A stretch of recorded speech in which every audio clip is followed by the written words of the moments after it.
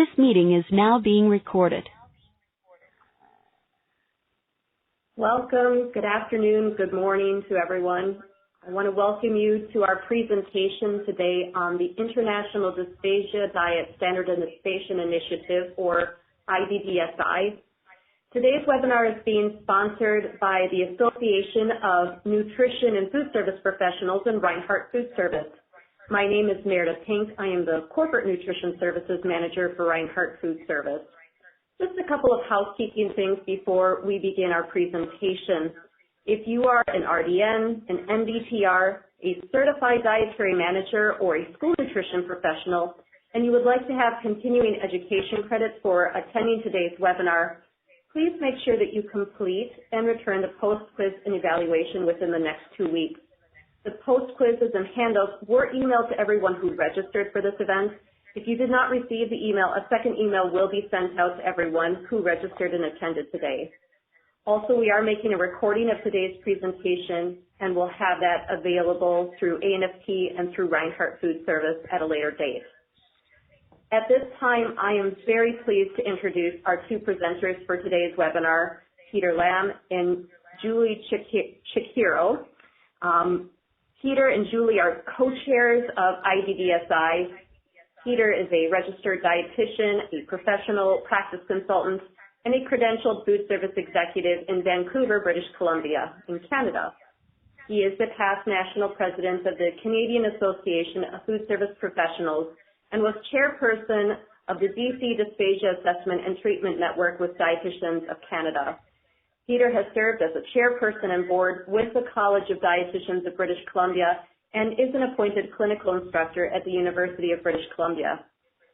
Julie is a speech pathologist and for 25 years has worked clinically and conducted research into dysphagia from infancy to old age in a range of public and private healthcare settings.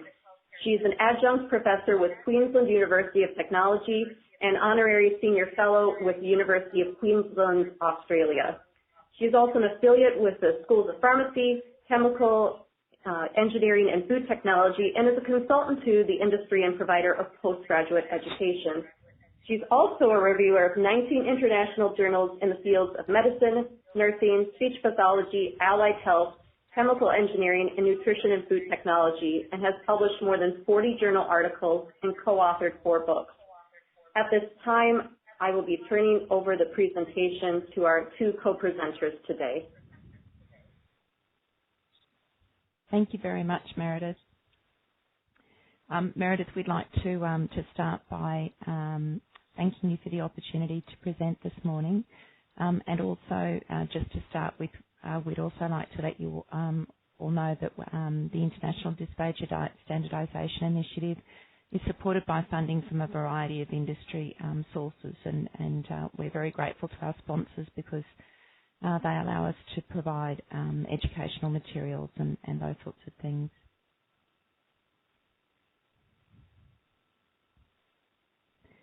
Thanks, Peter. So why does terminology matter?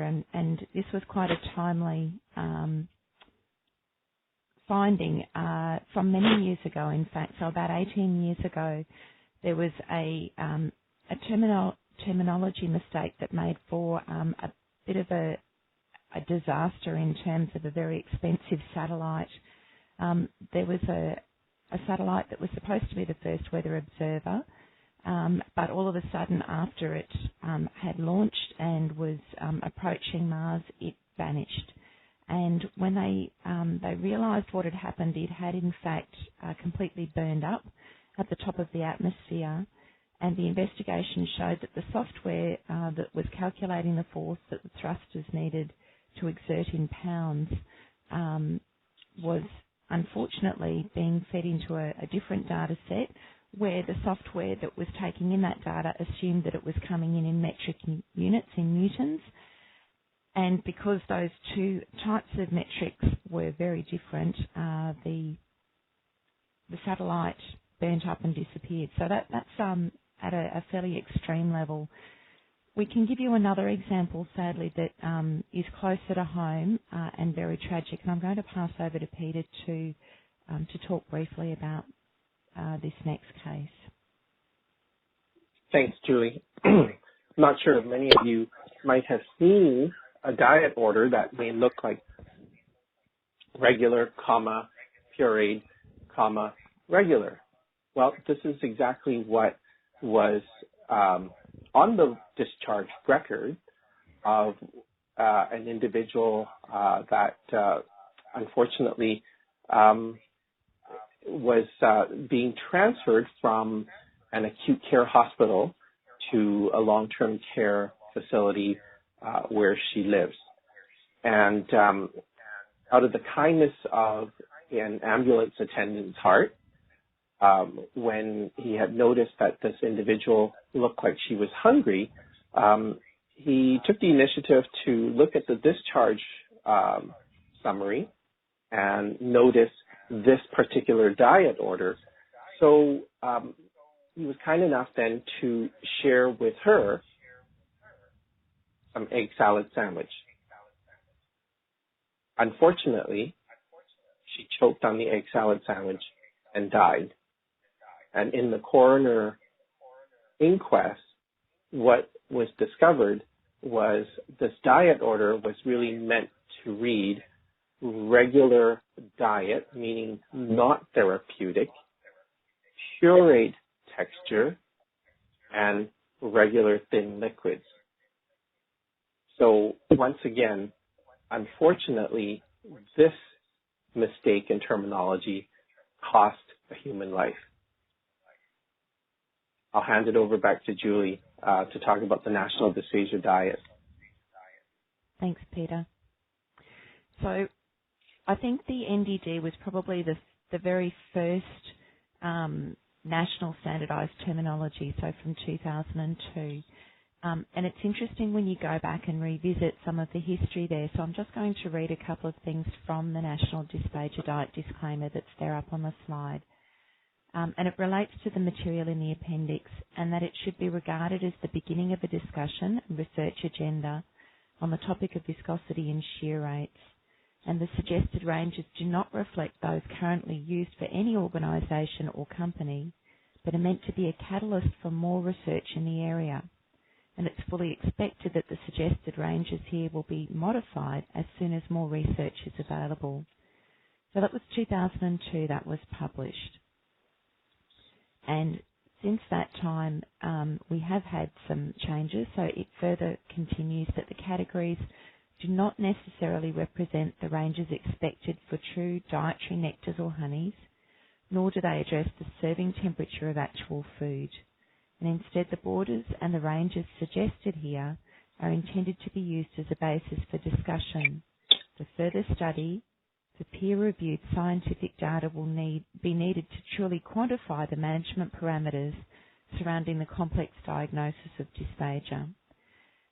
And, there's a part of me that wonders whether, I think we were also pleased to have this, that we sort of took all of the terminology and particularly as that relates to the thickness levels, and we've worked with them for many years, and there has been research around them. And we'll talk a little bit later on about a systematic review of the literature.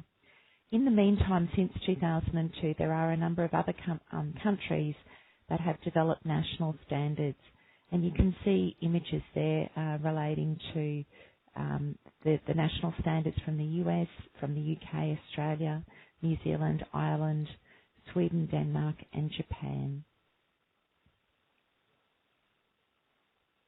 Because of the differences in those national terminologies, Peter and I, a number of years ago now, I'm just trying to think, around 2012, I think, had an opportunity to talk, and we were chatting with Caroline Lecco, who was instrumental in the development of the UK national standards. And at that time, we had an opportunity, Peter was looking at Canadian national standards, and over a series of discussions, we talked about the need for, wouldn't it be great if there were international standards rather than a whole series of national standards? And so that kind of began our journey, I guess, and this journal article marks the first in a series of articles. One of the things that EDC has endeavoured to do is to make sure that the work that we do has a permanent footprint, and we've done that by making sure that we have publications that are open access publications for people to be able to access, so that people don't have to reinvent the wheel, I guess.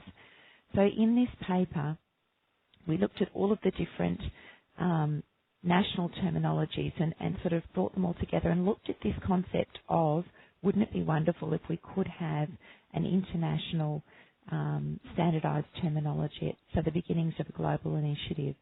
And the goals of that global initiative were to have safety through common terminology for individuals of all ages, in all care settings, and in all cultures. And it was one of those reach for the stars and hopefully reach the moon kind of moments, and we are just thrilled with where we've been able to get to. So why do we need this standardised system? As Peter's, very emotive story, and can I just say that that's actually one of many. On earlier this week, I happened to put into the Google search engine coronial inquiries and choking deaths, and sad to say there are more than 4 pages of notes from around the world of people who have died choking on food. And the personal stories that are there are really quite emotional. So those multiple labels and definitions cause confusion, and they cause confusion within and between institutions for people who actually have swallowing difficulties, for their family and their care providers, for the health professionals who care for them, and for food services people who are trying to provide food for them as well. In addition to that, a standardised system offers some clinical efficiencies. It means that when we have people who are discharged from acute care settings and where they re-enter or where they move to a rehabilitation facility or to an aged care facility, it reduces the need for clinical staff to have to reassess them so that they can convert whatever the diet terminology is and the liquid terminology to the terminology that's used in that particular facility. A standardised system also has some commercial implications. It means that any of the ready-to-use or off-the-shelf items, thickened liquids, for example, that might be available from a range of suppliers, if the person's preferred thickened liquid at one particular level isn't available from their preferred manufacturer and they need to go to a different manufacturer, it offers some safety in consistency so that they know that they're going to have that same level of thickness, or indeed for food texture if there are different suppliers of those. In addition, that consistency also offers a platform for the field of dysphagia research to continue to develop. It means that when I pick up a thickened liquid here in Australia and you have a thickened liquid in the United States or in Canada or indeed South Africa or elsewhere in the world, we know that we are all talking about a liquid thickness that is exactly the same, because currently that's not the case. So one of the things that the EDC group did as part of our due diligence and process was look at the influence of food texture and liquid consistency on swallowing physiology by conducting a systematic review that was led by Dr. Katrina Steele and a group of postgraduate students from around the world. So this was a very thorough systematic review that has since also, there's been a publication since then from a group in Europe that has found very similar types of things. So we're pleased to say that there are benefits. We can say without doubt that thickened liquids do assist people with swallowing difficulties. So thickening does help to reduce aspiration. But the other thing that the systematic review brought out is that there is such a thing as liquids that are in fact too thick, where residue begins to accumulate in the pharynx. And the problem associated with that is that when you've got that residue sitting in the pharynx after the swallow, when the person has to start breathing again, there is the risk of aspiration of that material into the airway. So it is important. That's something that was demonstrated in both of the EDC systematic review and the European one, and we'll point to further research being required to look at exactly what too thick looks like. The other very important thing that came out of the systematic review was that there's no specific evidence to point to a particular rheological value that defines the boundaries for effective thickening of either just thick enough or too thick. So while around the world we also conducted some very broad stakeholder surveys and surveyed more than 2,000 individuals from 33 countries, and we know that most countries will have about 3 levels of thickened fluid and about 4 to 5 levels of texture-modified food. But certainly with the thickened liquids, we couldn't find any specific rheological values that would tell us what the old nectar and honey thick should actually be. So we're very grateful to the NDD and for other national terminologies for having a go to start with, but in the subsequent years since then, we don't, the literature hasn't given us the rheological values. So turning then to look at the food and other things that came out of the systematic review, there is evidence that solid food and thicker consistencies require greater effort in oral processing and swallowing, and that's another important finding. There was very little specific literature about texture-modified food used for the management of dysphagia. And that's possibly because some of the search terms that would have been needed for that, things like choking and aspiration, asphyxiation on food, weren't included in the search terms. However, we do have literature from that, sadly from coronial inquiries and also autopsy findings that have been published in the literature. So bringing all of that information together, together with the information from our stakeholder surveys, we were pleased to bring the EDC framework together. So you can see the EDC framework there. You can see that the framework consists of a single continuum where we've used numbers, colours and labels to help identify different liquid and food textures. So starting at the bottom at level 0, you can also see that we have 2 triangles there, the inverted triangle representing the foods on the left and the upright triangle representing the drinks on the right. At either end of the pyramids, you can see that the base is very large, and that's where we have the most choice, if you like, and the most opportunities and variety of both drinks and foods. The further up the pyramid or down the pyramid you come, you can see that choices are becoming more restricted in terms of what's available there.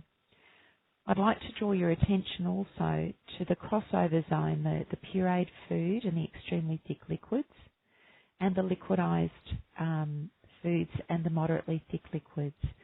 So the rationale behind this is that textures at those levels are very similar. The way those liquids behave at a moderately thick level and the liquidized foods texturally is very similar. And similarly, the extremely thick liquids and the pureed food from a texture perspective behave in a very similar manner. So that's why we have that crossover zone there. Also, on the food pyramid, you'll see the transitional foods that run up along the sides of minced and moist, soft and bite-sized and regular foods. And I'll talk more about what exactly those transitional foods are a little bit later in the presentation. Can I also share with you that the colours that were chosen for the framework have been chosen to reduce problems associated with red-green colour blindness and have been tested for that. So we were thrilled at the end of 2015 to share with the world the complete EDC framework. The detailed definitions of each of the levels are available up on our website. Further to that, the EDC framework brought forward some simple but actually quite reliable and helpful testing methods that can be used right at the point of service. We also include information about the evidence for each of the different levels of liquid thickness and food texture modification, and a series of frequently asked questions that are also available up on the website. So having released the terminology, the framework in 2015, we then worked hard to provide that footprint, that permanent footprint, and in December of 2016 provided the journal article that was peer-reviewed and published in the international journal called Dysphagia, that goes through exactly how we developed the EDC framework and includes also the testing methods there as well. So since that time, and our board was very happy with the publication of the framework, and we had sort of thought, hooray, we've developed this, we're very pleased to share it with the world, and let you all adopt it. But in fact, the world had other ideas and have called us to help with implementation of the framework, which we're thrilled to do. So around the world, we're thrilled to say there has been such overwhelming positive support, and so we're looking to support the international community with a very staggered and with a method of implementation that draws on other groups who've similarly been trying to introduce new terminology or new methods in a systematic way. So using the monitor, aware, prepare, adopt format. And Peter will go through that a little bit later in our presentation. At the moment, I think it's probably fair to say that we are in the process of building awareness throughout the world, and this webinar forms part of that process. So as far as measurement is concerned, one of the things that we're really proud of with the EDC framework is that we have developed some testing methods. Many of the national terminologies have struggled to do that because quite often, even with the NDD, for example, while there were testing methods in place, they were really too complicated for anyone outside of a research facility to use. And we want something that's going to be available in the kitchen, but we need it to be simple, to be valid and reliable for measuring the thickness at the point of use. So we're thrilled to bring to you the EDC flow test, and we're grateful to Dr. Ben Hansen, who's a mechanical engineer, who sort of pioneered this concept of the EDC flow test. So on our website, you will find that there are test videos. We'll share one of those videos with you shortly. But we wanted to let you know that, so what happens with the flow test is that you can assess using a 10 ml sample, particularly for levels 0 through to 3, using a 10 ml slip tip syringe, and we'll talk more about that shortly as well. It is important that you check the syringe dimensions. When we first developed the testing, we had thought, because there was an ISO standard in existence, that all 10 ml syringes were exactly the same. In fact, that 10 ml ISO standard relates to the tip of the syringe rather than the entire dimensions of the syringe. So it's important to check that from the 0 line through to the 10 ml line that the syringe measures 61.5 millimetres. Otherwise, the physics don't quite work. So at 0, the entire 10 ml sample should flow through within 10 seconds, and then we've got testing methods for the other levels there, so that you have different levels left. The EDC flow test is actually modelled on something that has been used in the dairy industry reliably for a number of years now to measure liquid thickness there, and it's called the posthumous funnel. The posthumous funnel is larger than a syringe but looks very much like a syringe. It has a geometry that allows for both shear, viscosity testing, and also elongation. The shear is what the NDD was using, shear viscosity. And so with shear and elongational or extensional viscosity, this actually more closely matches the flow conditions within the oral cavity. So it has a valid testing source. What we're going to do now is move on to show you a video comparing the 4 different testing levels. So 1, 2, 3 and 4. We put 10 mils into the 10 milliliter syringe, release the syringe and time it for 10 seconds. And at the end of that 10 seconds, you restopper the syringe and look to see exactly how much liquid is left in the syringe. So you can see that in the grey for level 1, between 1 and 4 mils left. Then we've also got for level 2 between 4 and 8 mils left, and for level 3 between 8 and 10 mils left. For level 4, however, we recommend that you move to spoon testing.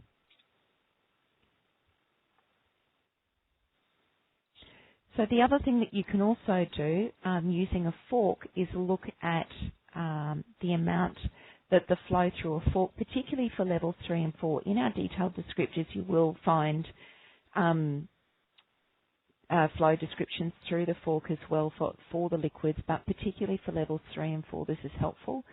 You can see on the slide there that looking at level 3, that there is just a small amount of liquid over the top of the fork, but it will drip slowly in dollops or strands through the prongs of the fork.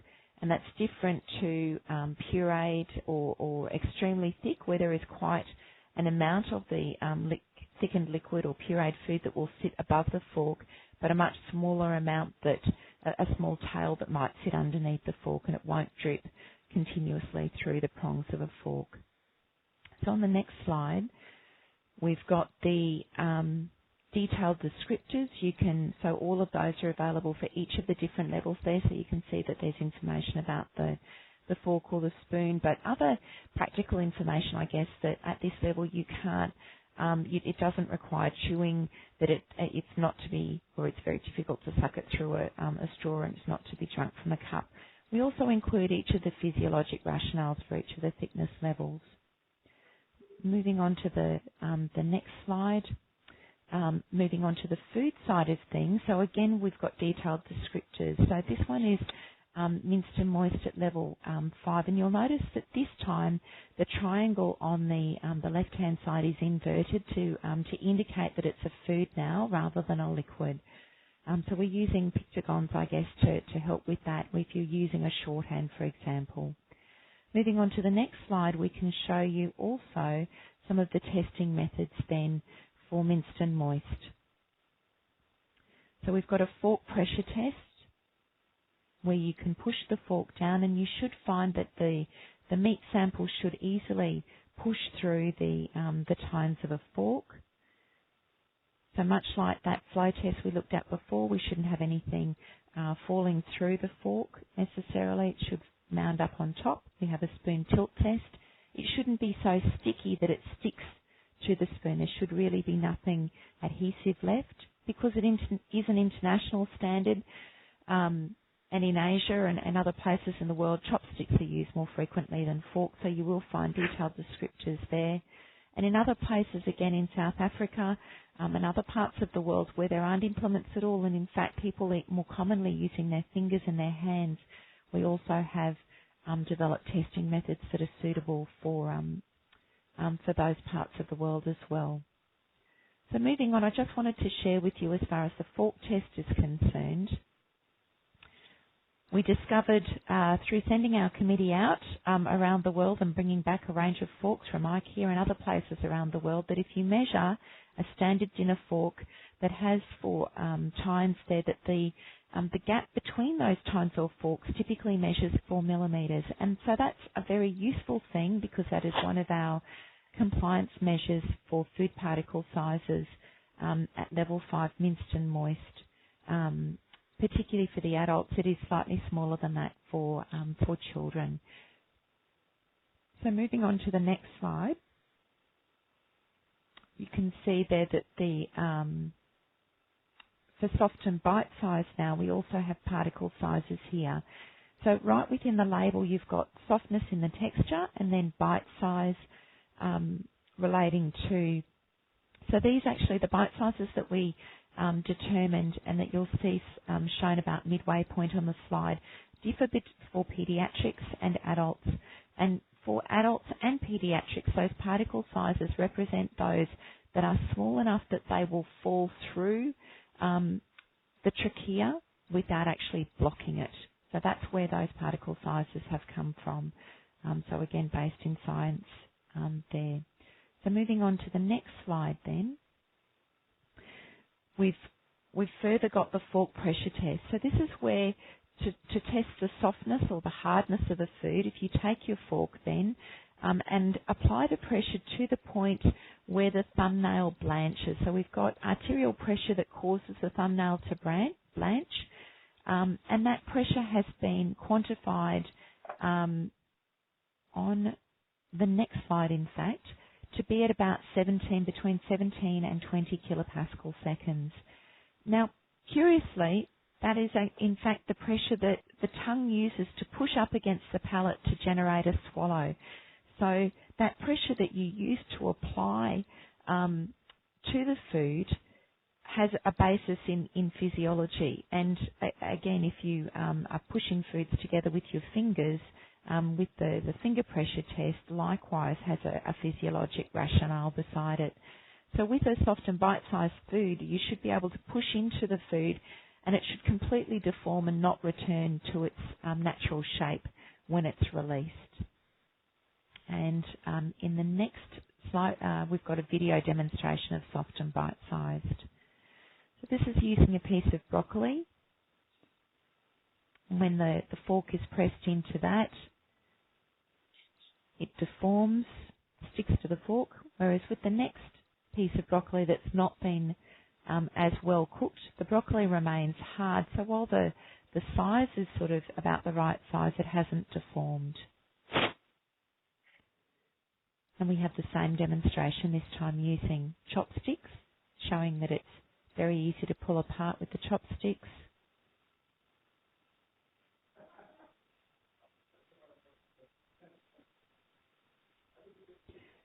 But that is not the case with the other piece, where it hasn't been well enough cooked.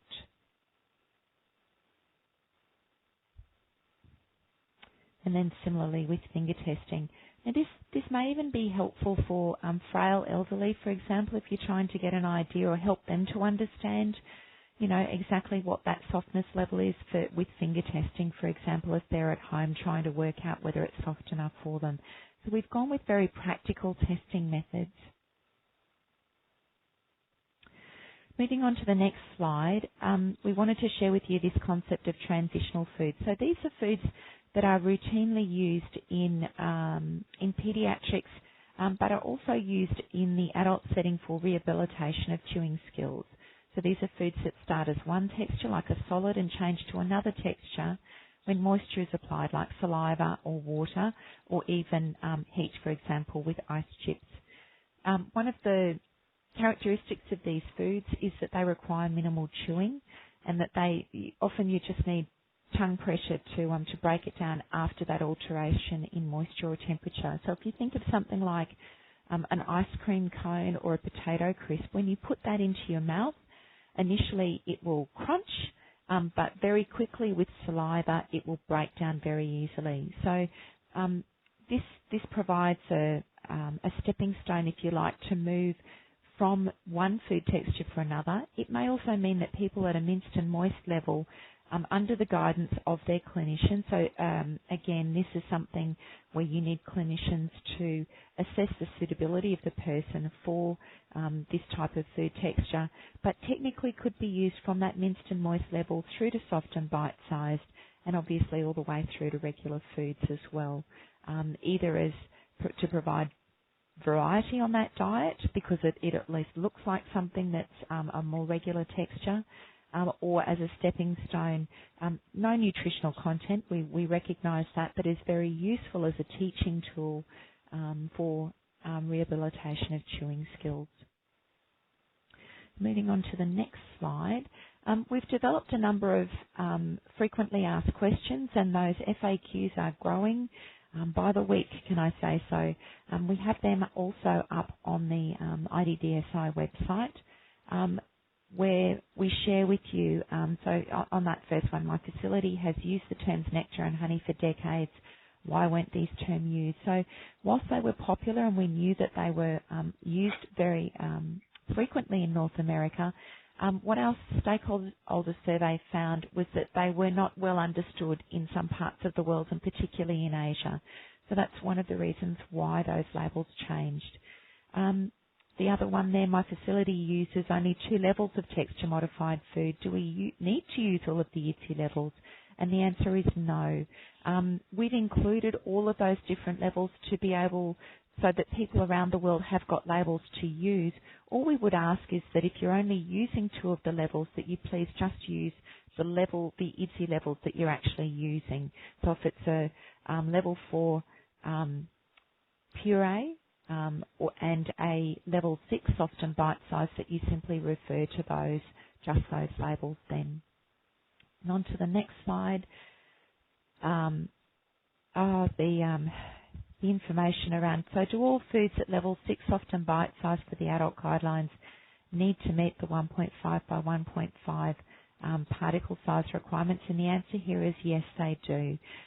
So again, the idea here, when we look through the autopsy literature, if the particle sizes are small enough, it will mean that they will fall through the trachea and they won't block it, which means that whilst it may still be, that obviously you need the food to be removed, it won't cause that immediate asphyxiation and choking death that is so fatal.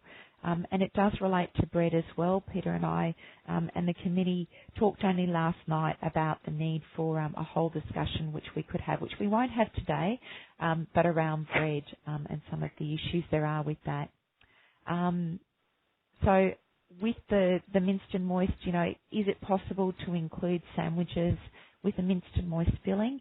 Our recommendation here is generally no, that bread, in fact, requires probably the same number of chewing strokes as meat or a piece of raw apple, in fact. It is not a soft item. There are lots of people who will break their teeth on bread as well.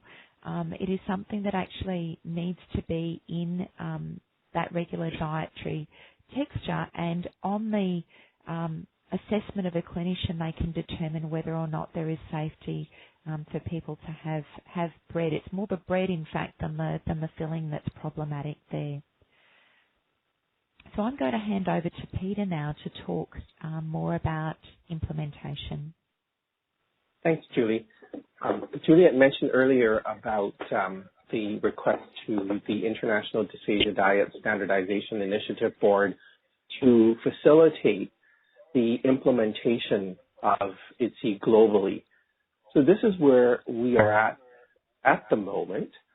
We're in the awareness phase, and as Julie mentioned, with webinars such as these, we are trying to help everyone to become more aware of, first of all, what ITSI is, and secondly, how do we then prepare to adopt the terminology that has been published. So the first thing we do ask people to think about is create a local, regional ITSI interprofessional champion team. Many on the call today, I believe, are within food services as well as clinicians on the call. We would ask that you form a team to talk about what implementation of ITSI might look like for your local and regional area. Once your team is formed, take a good look at what your current practices are, what is your current terminology, what are the systems that are in place for you to order dysphagia diets, texture-modified diets, as well as thickened liquids, and consider then how these labels would then be incorporated into the ITSI terminology once you decide to make that transition. The next thing we would encourage everyone to do is to map the existing systems that you have to the ITSI terminology framework, and it may look something like this. If we were to take the current NDD standards, you'll see that a thin liquid simply maps over to a thin liquid. The slightly thick level, level 1, is a level that has been in use mostly in pediatric settings. It probably has even been in use in a lot of aged care or continuing care, long-term care settings, but has never formally had a term to describe. We received lots of feedback when we put out the survey globally, and funny enough, we were told of terms such as, oh, it's a runny nectar, or oh, it's a quarter thick, or some people call it, oh, this is a very runny honey, simply because they have never referred to the thickness as a nectar thick before. For the mildly thick, level 2, it's relatively equivalent now to the nectar thickness that is in the NDD standards. And for the moderately thick, level 3, it is, again, approximately equal to the honey thickness. And then finally, the extremely thick, level 4, is approximately equivalent to the spoon thick. For the food, it's a little more difficult now to be able to run a parallel comparison. Liquidized, level 5 that you see, or it should actually read level 3, pardon us. It's actually a level that, again, has been used in many practice settings. It is a food that is very much in the same type of behavior as what we would understand to be a honey thick or a moderately thick liquid now. And in terms of pureed, it was quite parallel to the dysphagia pureed that's now in the current NDD standards. But when it starts to get into the level 5, minced and moist, the particle size stipulation of 4 millimeters may not always be the case in the dysphagia mechanically altered level, according to the NDD. So we would ask people to keep in mind not only the particle size, but also the behavior that we've described in the testing methods. And the same applies to level 6, the soft and bite size. And as Julie had just mentioned, there is that 15 millimeter, or I think we would compare it to the fact that it's about a half an inch in width. We need to keep that dimension in mind when we are trying to map from a dysphagia advanced level diet over to the soft and bite size. And so what a few of the sites have done now in the United States is to start looking at how some of their existing foods and liquids behave. And the early adopters, or the pilot sites, have literally just taken a list of the products that they're currently using, and they're running it through the flow test, for example, that you see on the screen here of liquids. And once they have conducted the flow test, they're actually then indicating which thickness level these particular liquids would belong to. Further to that, what they did was they also took a look at their menu, not as a whole, but meal by meal. And what they did was they took the components of the meal and they were mapping it up against the EDC levels and then determining if we were to do nothing with this particular meal, what levels would it fall into? So here's an example of how they did this. They started out with food and they looked at, well, what would be equivalent based on the EDC definitions to soft and bite size. And what they found was, in fact, the only item in this meal that had a particle size of 15 millimeters was the diced carrots. They also performed the fork pressure test and found that it met the deformation required for the fork pressure test. So the diced carrot was now labeled a level 6. Then they went down the pyramid and they were looking for foods that may fit into the minced and moist level. And what they found, again, within the components of this meal, the chopped roast beef and the cottage cheese. And I think most of us can imagine, again, that 4 millimeter dimension, as well as the moisture that was required to meet the fork and the spoon tilt test. Looking ahead then to pureed, they again looked at the components of this meal, and what they found was their mashed potatoes actually fit that level 4 descriptor.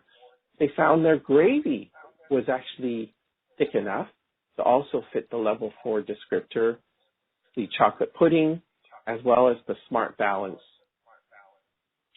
Then they went ahead to start looking at liquids, as well as anything that would fit within the liquidized level. And what they found was their blended vegetable soup, and what they thought would have been level 2 nectar thick coffee was in fact much thicker and really fit within level 3 rather than level 2. Because they didn't have a level 2, they then looked at a level 1, the slightly thick, and what they found was that the vegetable juice, the V8, actually fit that particular level. So with the comparison and the testing that was done, what was determined is if we were to do nothing at all to that particular meal, then this would be considered a level 6 soft and bite size with a level 1 slightly thick liquid. Now, to make a modification to this particular meal, in order for it to meet a level 5 minced and moist and a level 2 mildly thick, all we would have to do in this case is make sure that the diced carrots are modified to be a finer texture so that it would be 4 millimeter in dimension and has that moisture and cohesiveness to it. And then make sure that the vegetable juice, the V8, is thickened to meet the flow test of having a 4 to 8 remaining in the 10 milliliter syringe over a 10-second period. And now we've transitioned this particular meal to fit a level 5 minced and moist, level 2 mildly thick. Mildly thick. And so having said all of that, we are getting great support from our manufacturers and industry partners, and they were kind enough to share with us some transitional labeling that they will be using over the next little while to help guide everyone as we move over to the use of the IDDSI terminology. So some of you may be familiar with the Simply Thick thickener packaging that you see now. In the near future, they're predicting by about the middle of this year, Simply Thick will be moving on to a dual label system where they're using the color, the label, as well as the levels that you see on screen here. And then finally, when we have fully transitioned over to the use of EDC terminology, you will only now see the EDC terminology and not the NDD terms anymore. Here's an example from a Canadian company that has recently shown us this label. Once again, in their measurement of how to prepare the product with this thickening powder, they've included the color as well as the levels. And then finally, I think a lot of people are probably familiar with Hormel, and they have presented to us this particular labeling that they will be using for the transitional phases, where they will show both the NDD terminology as well as the EDC terminology. So finally, after you've done all that mapping, we're encouraging everyone to share the findings with all stakeholders. Think beyond just speech pathology, dietitian, food service. Think about nursing. Think about all the care staff.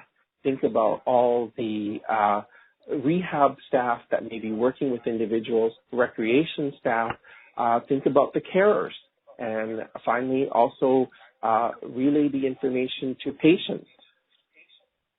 Once you come up with a plan to introduce IDDSI, we are hoping that some of the resources that you see on this next slide, such as this print and post poster that is now available on our website, will be helpful to you. All you need to do with the print and post is to print it and post it. And hopefully it'll engage people then to learn more about the international terminology.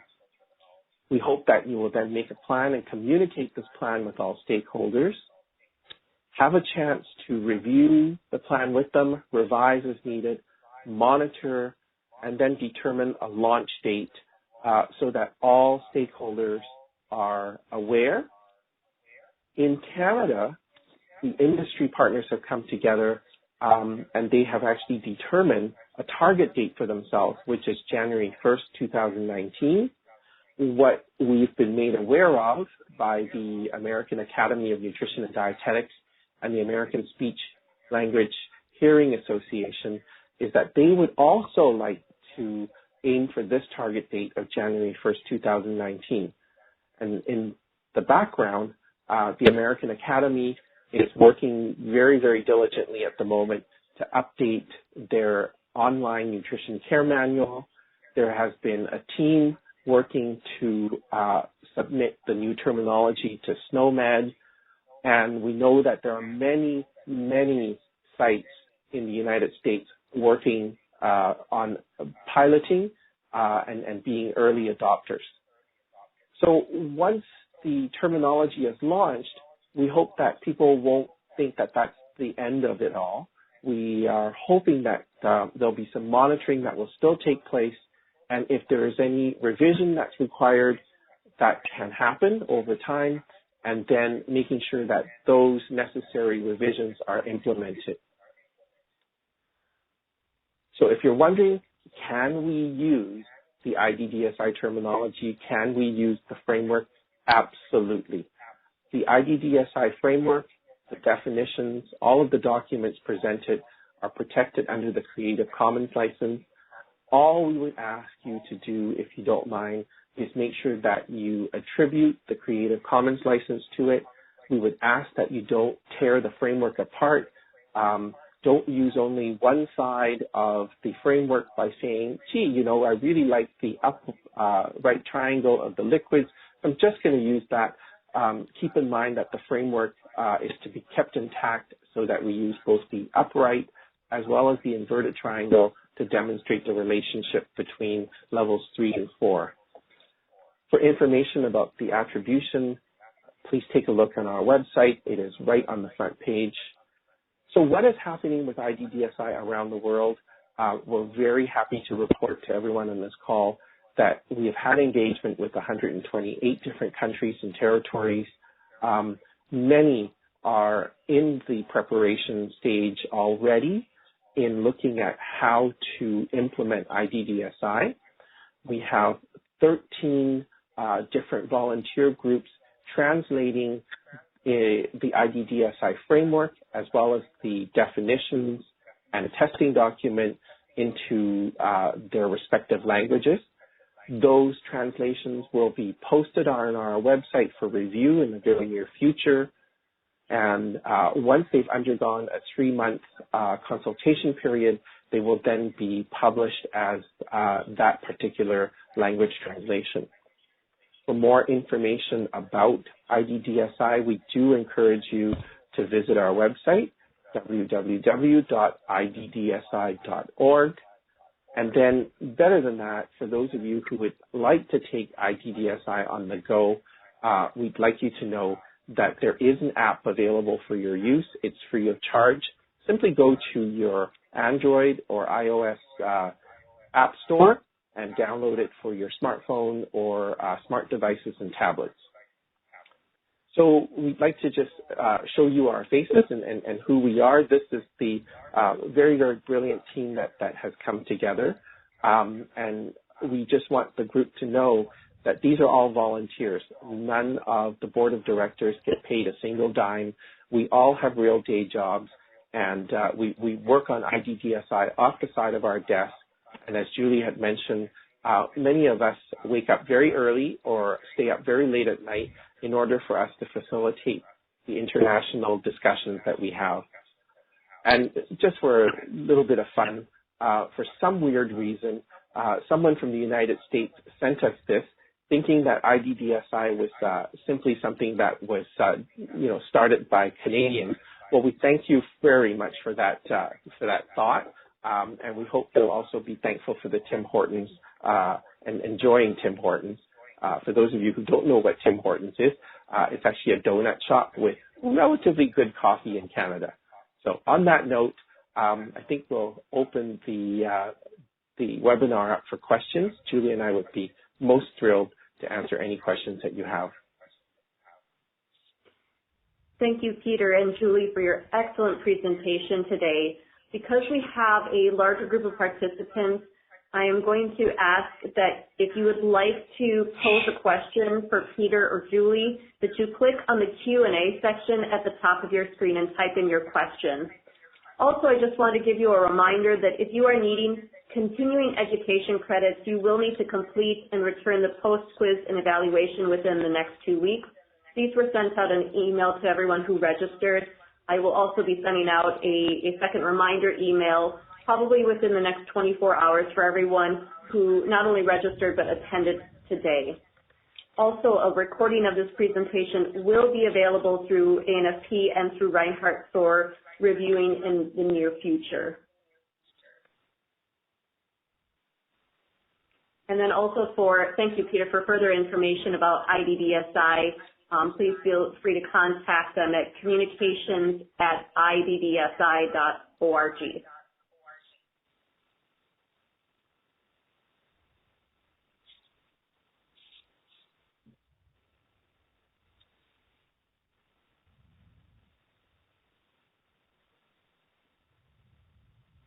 Meredith, while we have this sort of moment of contemplation, one of the questions that have come forward to us quite regularly is, are we mandated to, or do we need to implement IDDSI?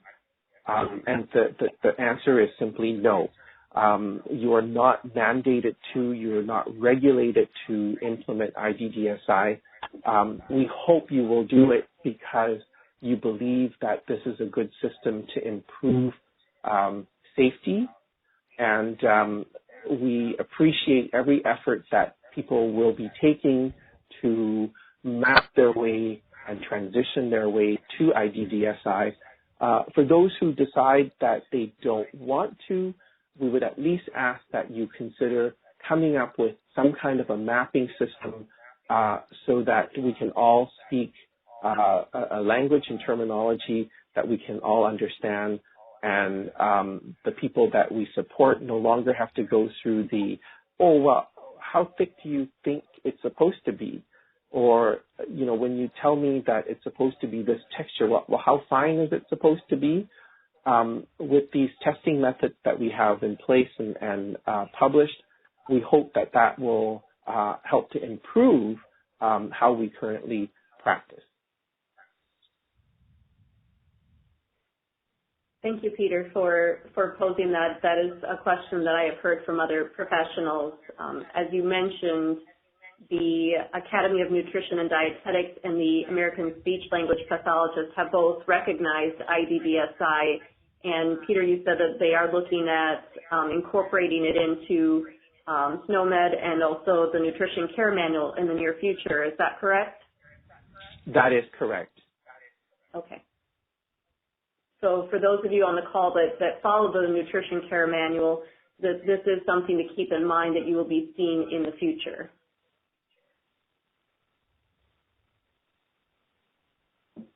All right, I have a couple of questions here. Will there be additional trainings or webinars to help us familiarize ourselves with IDDSI?